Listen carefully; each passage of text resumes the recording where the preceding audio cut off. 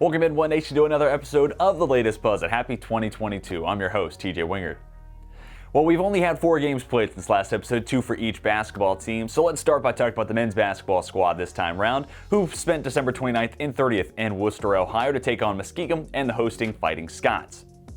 In Game 1, Lynchburg found themselves down by 6 at half and down by as many as 12 against Muskegon, and that came with just 6 minutes and 10 seconds left in regulation. But the Hornets stayed resilient and got some huge plays down the stretch from Izzy Lackamy. The grad student from Wake Forest, North Carolina, gathered an offensive rebound with just 2.5 minutes left on the clock, found Jordan Parham, who knocked down the trifecta to make an 86-83 Muskegon lead. Two teams traded scores before floor-stretching big Trey Pittman knocked down a 3-ball with 1:33 to go and tied the game up 90-all. Then Lackamy moved Lynchburg out in front for the first time all game long with a layup, tack on 2 free throws from Parham late in the contest, and the game reaches 94-90 final score. The next day saw the Hornets take on Worcester, and this game played almost as the complete reverse as the game prior. This time out, Lynchburg was the team to have a lead at the half and moved ahead by 13 just minutes into the second half of play. But credit to Worcester as the Fighting Scots fought their way back, forced overtime despite Theron Suggs racking up 16 points in the second set of 20 minutes alone.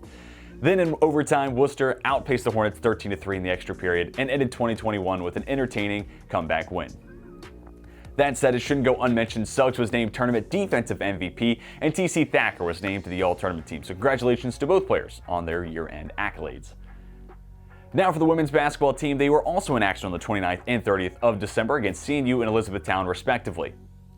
In Game 1, Lynchburg forced the Captains just their second game all year long decided by single digits in a 69-60 loss against the Captains.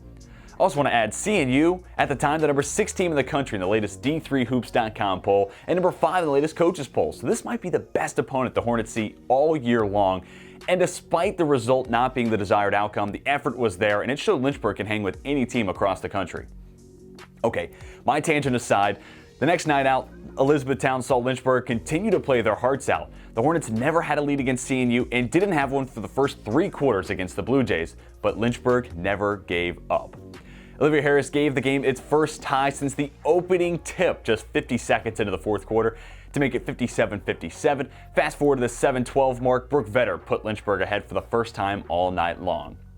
But in the final 64 seconds of play, Blue Jays point guard Kylie Wilson scored 9 straight points by knocking down 3 straight 3-point shots on 3 straight possessions nonetheless, and powered Elizabethtown to the 79-76 win. That said, I can't say it enough, this team has proven they have no shortage of fight in them. Additionally, the Hornets played both these games without Sammy Sever and Sarah Johnson, 2 regular starters. Now, both teams were supposed to play 2 more games after these tournaments, the first coming on January 5th with both teams taking on Guilford, and then on January 8th against Shenandoah. But due to COVID protocols, both sets of games were postponed. Now, these games that have been moved, some have new dates and some do not. If you want to track that information, be sure to regularly check both teams' schedule pages on lynchburgsports.com.